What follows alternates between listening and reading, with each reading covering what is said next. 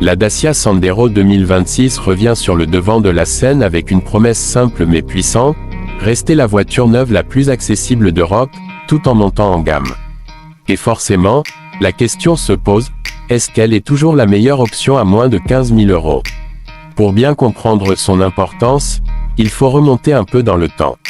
La Sandero a été lancée pour la première fois en 2008, avec un objectif clair, offrir une voiture fiable, pratique et surtout abordable. Depuis, elle est devenue un best-seller en Europe, souvent en tête des ventes aux particuliers. La version 2026 s'inscrit donc dans une lignée déjà très solide. Dès le premier regard, on remarque que cette nouvelle Sandero a évolué. Le design est plus moderne, plus affirmé.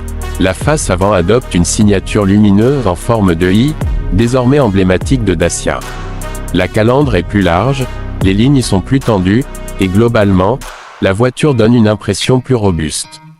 On est loin de l'image, low cost, un peu fade des débuts. Sur le profil, les proportions restent équilibrées, avec une silhouette compacte mais dynamique. À l'arrière, les feux reprennent également cette signature en I, donnant une vraie identité visuelle. Et selon les finitions, on peut même avoir des jantes alliages et des détails qui renforcent son côté presque premium, sans vraiment l'être, évidemment. À l'intérieur, la progression est encore plus flagrante. L'habitacle de la Sandero 2026 est simple, mais bien pensé. Les matériaux restent économiques, mais l'assemblage est sérieux. On retrouve un écran tactile central compatible avec Apple CarPlay et Android Auto, une interface fluide, et des commandes intuitives. L'ergonomie est clairement une priorité ici. L'espace à bord est un autre point fort. Les passagers arrière ont suffisamment de place pour les jambes, et le coffre est généreux pour la catégorie. C'est une voiture familiale à petit budget, et ça se sent dans sa polyvalence. Côté équipement, la Sandero 2026 propose l'essentiel, et même un peu plus. Climatisation, aide à la conduite comme le freinage d'urgence, capteur de stationnement, caméra de recul selon les versions. On n'est pas au niveau d'une voiture premium, mais pour ce prix, c'est impressionnant. Parlons maintenant du prix, justement. La grande force de cette Sandero reste son tarif. Elle démarre toujours sous la barre symbolique des 15 000 €, ce qui est devenu extrêmement rare aujourd'hui.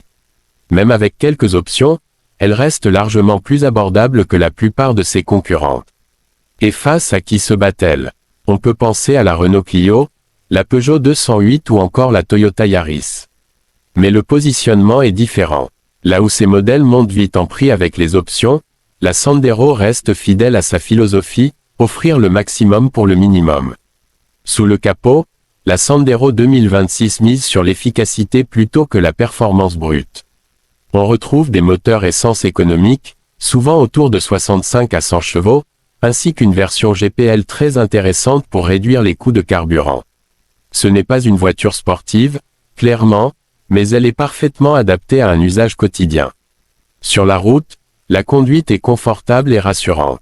La suspension absorbe bien les irrégularités, ce qui est idéal pour les trajets urbains ou les routes dégradées. La direction est légère, facile à prendre en main, même pour les nouveaux conducteurs. En termes de consommation, elle reste très raisonnable.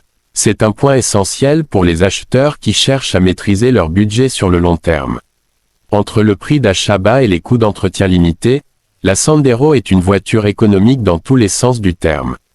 Mais ce qui fait vraiment la différence, ce sont ses arguments uniques. Peu de voitures aujourd'hui peuvent se vanter d'offrir autant d'espace, d'équipement et de modernité pour un prix aussi bas. Elle ne cherche pas à impressionner avec du luxe ou de la performance, mais elle excelle dans ce qu'elle promet, être simple, fiable et accessible. Alors, est-ce toujours la meilleure voiture à moins de 15 000 €? Honnêtement, difficile de trouver une concurrente aussi équilibrée. Bien sûr, elle a ses limites, finition simple, performance modeste, mais à ce prix, c'est un compromis largement acceptable. La Dacia Sandero 2026 prouve une fois de plus qu'on peut encore acheter une voiture neuve sans se ruiner, tout en profitant d'un minimum de modernité et de confort. Et dans un marché automobile où les prix ne cessent d'augmenter, ça, c'est presque révolutionnaire.